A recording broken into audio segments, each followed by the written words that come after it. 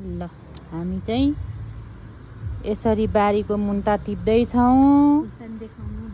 हाम्रो यहाँ डल्ले खोर्सानी यस्तो भएको छ, भिन्डी त्यहाँ यस्तो भएको छ। मेरो साथी मुन्टा टिप्दै छिन्, अब म पनि टिप्छु। ओहो ल कोलाई मन पर्छ। अब हामी कल्पना र म चाहिँ मुन्टा बेच्न जान पर्ला जस्तो छ।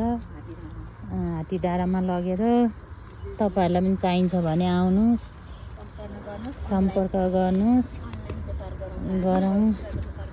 अरूले लुकाको व्यवहार गर्छन् अरे मेरो साथीले भनेको। हामी चाहिँ मुन्टा अनलाइन बेच्ने गफैतो हो। ल अनि हामीलाई यति भए कति मिठो पुग्छ खाना। सिमी लह लह हाम्रो बारी हेर्नुहोस्। हाम्रो बारी चाहिँ नभनौँ होइन।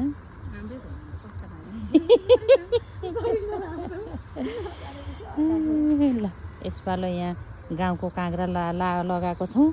फल्छ कि फल्दैन, फलिहाल्यो भने चाहिँ डोकोमा राखेरै बेच्न गए पनि हुने खालको भइरहेछन्।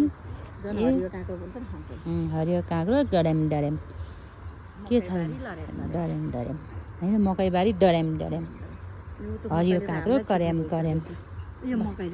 ल मुन्टा